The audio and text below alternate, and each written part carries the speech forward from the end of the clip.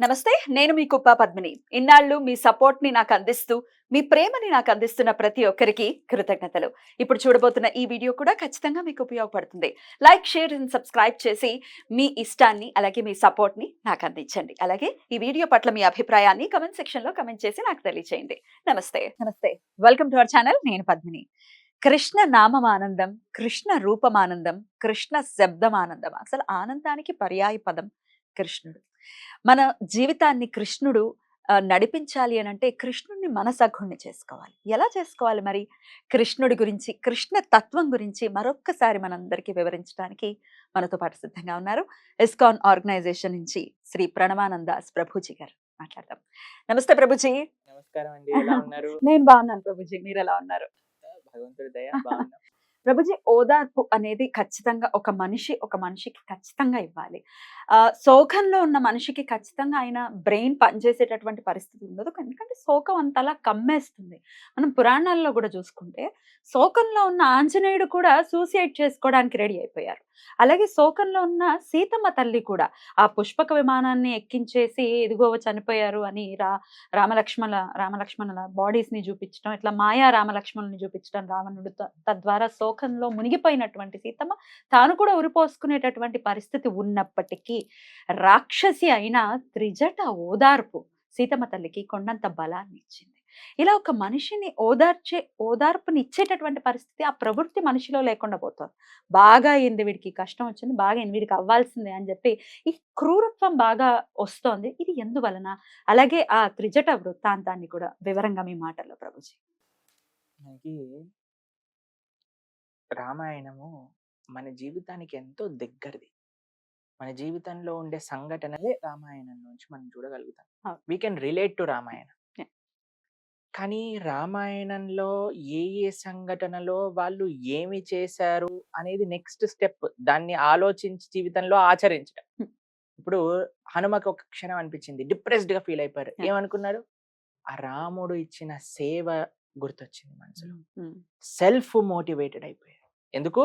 రాముడిని గుర్తు తెచ్చుకొని, భగవంతుని గుర్తు తెచ్చుకొని. మొన్న మేము ఒక దగ్గర ఉన్నప్పుడు మమ్మల్ని అడిగారనమాట ఆస్ట్రేలియాలో, ప్రభుజీ కొంతమంది మనకి హెల్ప్ చేస్తాము కానీ వాళ్ళు మనల్ని మర్చిపోతారు, మనం చేసిన హెల్ప్ మళ్ళీ చేయాలనిపించదు, ఎలా మనం మోటివేట్ ఎలా అవ్వాలి మళ్ళీ హెల్ప్ చేయడానికి అని అన్నారు అనమాట. అయితే నేను భగవంతుని గుర్తు తెచ్చుకో, మనకి ఎన్నిసార్లు హెల్ప్ చేశాడు, ఎన్నిసార్లు మర్చిపోయాం మనం, అయినా సరే మళ్ళీ చేస్తున్నాడు కదా. God gives gives gives and forgives, we get and forget. కాబట్టి నేను అన్నాను, ఎవరిని ఈ ప్రపంచంలో కాదు, దేవుడి గురించి ఆలోచించు. నువ్వు ఎన్నిసార్లు దేవుడిని అడిగావు, ఎన్నిసార్లు మర్చిపోయావు ఆయన చేసింది అని అంటే, ప్రభుజీ కరెక్టే ప్రభుజీ, ఇది బెస్ట్ మోటివేషన్ ప్రభుజీ అని అన్నారు అనమాట. కాబట్టి ఏ సిచ్యువేషన్ లో ఉన్న సీతమ్మ తల్లి ఏం చేసింది? పాపం కష్టం, సీతమ్మ తల్లికే బాధ వేసింది. కానీ ఎప్పుడైతే ఆ రాముడి యొక్క కథను హనుమ వినిపిస్తాడో అప్పుడు మళ్ళీ ఆవిడ ఒక ఇంథూజియాస్టిక్ గా అయిపోతుంది. ఒక ఆ శోకం మొత్తం కూడా పోతుంది. నెక్స్ట్ ఇన్సిడెంట్ ఎప్పుడైతే రావణాసుడు ఇలా మాయా రామ లక్ష్మణుల యొక్క శిరస్సుని ఛేదించేసినట్టుగా చూపించినప్పుడు త్రిజట వస్తుంది అనమాట. త్రిజట వచ్చి కౌన్సిలింగ్ చేస్తుంది సీతమ్మ తల్లికి, ఓయ్ నీ హస్బెండ్ పోయి ఉంటే ఇది ఎగరేది కాదు, కంగారు పడకు, వాడు ఏదో మాయ చేశాడు. మీకు ఒక విషయం తెలుసా అండి? భగవంతుణ్ణి కానీ నమ్ముకుంటే మనము ఏ సిచ్యువేషన్ లో ఏ పరిస్థితిలో ఉన్న వాళ్ళమైనా సరే God sends us the help. రాక్షసుల నుంచి అయినా కూడా ఎక్కడున్నా సరే ప్రపంచంలో. మొన్న మేము మాట్లాడుతున్నప్పుడు మేము కొంతమంది మాట్లాడుతుండారు, మీరు ఆస్ట్రేలియాలో ఉంటూ ఇలా మీకు ఎట్లా తెలిసింది భగవంతుడి గురించి, మీరు డివోటీస్ ఎలా అయ్యారు అన్నప్పుడు వాళ్ళ స్టోరీస్ వింటే ఐ వాస్ సో ఎక్సైటింగ్ అనమాట. ఒకళ్ళు చెప్పారనమాట, జగన్నాథ్ ధామ్ ప్రభు అని. సో ఆయన 12th స్టాండర్డ్ లో ఉన్నప్పుడు వాళ్ళ అమ్మగారు ఒక బుక్ యొక్క ప్రింట్అవుట్ వాళ్ళ ఇంట్లో షెల్ఫ్ లో పెడితే ఏదో క్యాజువల్ గా బోర్ కొడుతుంది అని బుక్ తీసి చదువుకొని ఆయన డివోటీ అయిపోయారు. కాబట్టి ఎప్పుడు భగవంతుడు ఏ విధంగా హెల్ప్ ని మనకి ఇస్తారో తెలియదండి. We just have to accept his help. ఏ విధంగా మనకి ఇప్పుడు సీతమ్మ తల్లి రామాయణం విని మోటివేషన్ తెచ్చుకుంది, తనకు వచ్చే బాధని మొత్తం పోగొట్టుకుంది. హనుమ రామ సేవ పైన దృష్టి పెట్టి రాముడి యొక్క ప్రేమను మనసులో తలుచుకొని ఆ శోకం నుంచి బయటపడ్డాడు. ప్రభుజీ, ఇందాక నేను అడిగిన ప్రశ్న ఓదార్పు ఓదార్చటానికి కూడా కరువైపోతున్నారు మనుషులు. అంటే రెడీగా లేరు. కష్టంలో ఉన్నారంటే బాగయింది అనే థాట్ ప్రాసెస్‌ని పెంపొందించుకుంటున్నారు కావాలని. మనకు గూడా వస్తుంది గదా! అలా అలా ఓదార్చని వాడికి గూడా కష్టం వస్తుంది గదా! రాక్షసి అయిన త్రిజట కూడా ఓదార్చడానికి ప్రయత్నించింది. మనం ప్రయత్నించి కానీ ఓదార్చలేకపోయాం అనుకోండి, రాక్షసుల కంటే నీచమైన వాళ్ళం అన్నట్టు. వేరే వాళ్ళ యొక్క ఏమంటాం పుండు పైన కారం జల్లటం గాని మనం నేర్చుకున్నాం అనుకోండి, మనకి ఆ పుండు 1000 రెట్లు నొప్పి మనకొచ్చినప్పుడు వస్తుంది. మనం ఎంతైతే వేరే వాళ్ళ పుండు పైన కారం జల్లామో, వీళ్ళు నాణ్యమైన గుంటూరు మిర్చి పౌడర్ మన పైన జల్లుతారు. వాట్ గివ్స్ కాబట్టి around that comes up. We have to be ready for it. కాబట్టి మీరు ఇప్పుడు ఏదో మజా వేరే వాళ్ళ కష్టాలు చూసి మనం ఏదో ఆనందంగా ఉన్నాము అని అనుకున్నంటే that is time is not separate. మీ టైమ్ ఆ స్థితిలోకి వెళ్ళడానికి ఆ క్షణం నుంచి స్టార్ట్ అయింది అన్నట్టు. ఓహ్! రైట్. మీరు కానీ if you were a well wisher, వాళ్ళు వాళ్ళ బాధను చూసి మీరు బాధపడి వాళ్ళకి ఏదైనా ఓదార్పు చేయడానికి ప్రయత్నించారనుకోండి, మీకు వచ్చే కష్టం కూడా దూరం పారిపోతుంది. యాహ్! కానీ వేరే వాళ్ళ కష్టాలను చూసి మనం కానీ ఆనందపడ్డాం అనుకోండి, అసలు మనకి లేని కష్టం కూడా మనం కొని పెట్టుకున్నట్టు. మన చేతుల్లో ఉంది. కాబట్టి we have to be very careful. ఒకళ్ళకి మనుష్య జన్మ వచ్చినంక కనీసం మాట సహాయం చేయడానికైనా ప్రయత్నం చేయాలి. యాహ్! వేరే వాళ్ళని మంచి మార్గంలో ఒక ఉత్సాహాన్ని పెంపొందించటంగా మాట్లాడటం అనేది మానవుడి యొక్క నైతిక విలువ. అది అందరం కూడా తప్పకుండా చేయాలి. ప్రభుజీ పీస్ అనేది లేదు. ఎవరి జీవితంలో చూసినా ఉరుకుల పరుగుల జీవితమే తప్ప చాలా మంది కాల్స్ చేస్తూ ఉంటారు నాకు. ఆర్థికపరమైన ఇబ్బందులున్నాయి అనేది ఒక సెట్ ఆఫ్ ఆడియన్స్ అయితే, మా దగ్గర డబ్బుంది, అన్నీ ఉన్నాయి. కానీ మనశ్శాంతి లేదు అని అంటూ ఉంటారు. పీస్ ఎలా వస్తుంది జీవితంలోకి?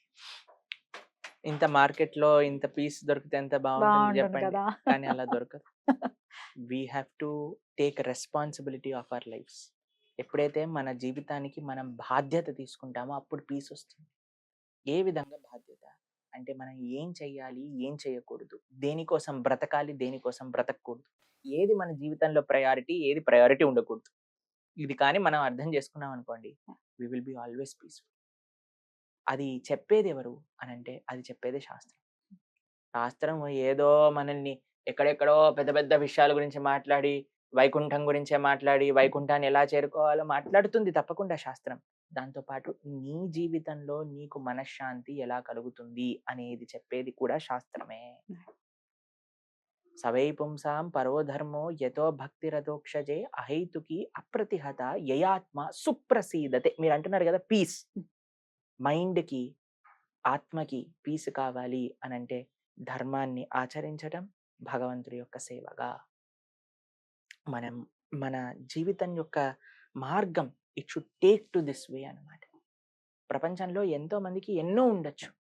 కానీ ఈ ఆధ్యాత్మికత ఇప్పుడు చూడండి, ఒక 100 ఫ్లోర్ల బిల్డింగ్ కట్టి ఫౌండేషన్ లేదని తెలిసిందనుకోండి ఏముంటుంది? ఎవడైనా ఎవరైనా కొంటాడా? వెళ్తారా లోపలికి? ఎప్పుడు పేలిపోతుందో తెలీదు, ఎప్పుడు కూలిపోతుందో తెలీదు.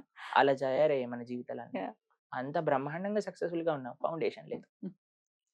కాబట్టి ఏ భౌతికమైన ఫెసిలిటీ కూడా పీస్‌నివ్వదు. మన సొంతంగా పీస్ ఈజ్ ఇన్నర్. లోపలున్నది మనం వెతికి తెచ్చుకోవాలి. అదే భగవంతుడిని తెలుసుకోవటము అనే ఒక మార్గం. ఇది కానీ మనం తెలుసుకోగలిగితే, ఇలా కానీ మనం ఉండగలిగితే we will definitely be peaceful. ముందు ఫస్ట్ స్టెప్పే పురాణాల గురించి తెలుసుకోవటం మొదలుపెట్టొచ్చా? పురాణం గురించి కాదండి. ఫస్ట్ స్టెప్ ఎలా స్టార్ట్ చేయాలి? భగవద్గీత నుంచి స్టార్ట్ చేయాలి. భగవద్గీత. హ్మ్. గీత తెలుసుకున్నాం అనుకోండి, ఎందుకంటే ప్రతి వస్తువుకి ఒక మాన్యువల్ ఉన్నట్టుగా హ్మ్. మన మానవ శరీరానికి మాన్యువలే భగవద్గీత. ఎవరైనా సరే రిలీజియన్స్‌కి అతీతంగా ఎవరు భగవద్గీతని ఆశ్రయించినా వాళ్ళకి ఆన్సర్స్ దొరుకుతాయి. Yeah.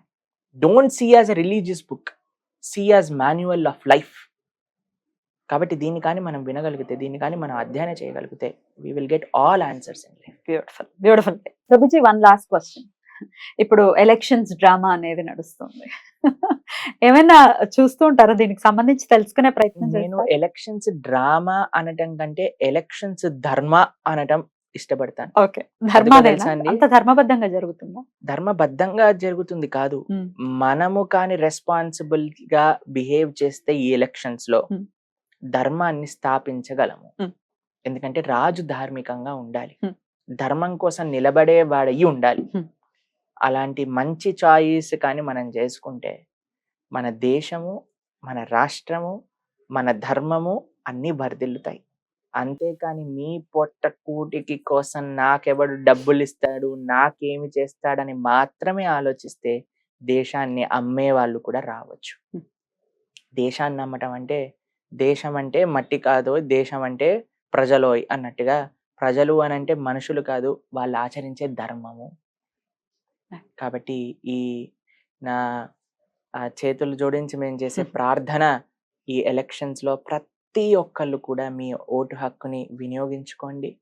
రెస్పాన్సిబుల్ సిటిజన్స్ ఆఫ్ ఇండియాగా మీరందరూ ఆలోచించి ఈ దేశ థ్యాంక్ యూ ప్రభుజీ, చాలా అద్భుతంగా మీ సమయాన్ని మాకు ఇచ్చి ఎన్నో మంచి మంచి విషయాల్ని మాకు తెలియజేశారు. మరొక్కసారి కృతజ్ఞతలు ప్రభుజీ. మీరు ఎప్పుడున్నా ఇలాగే మాకు సమయం ఇవ్వాలని మరొక్కసారి మీకు మనవి చేస్తూ కృతజ్ఞతలు ప్రభుజీ. హరే నమస్తే. కృష్ణ, నమస్కారం. నమస్తే.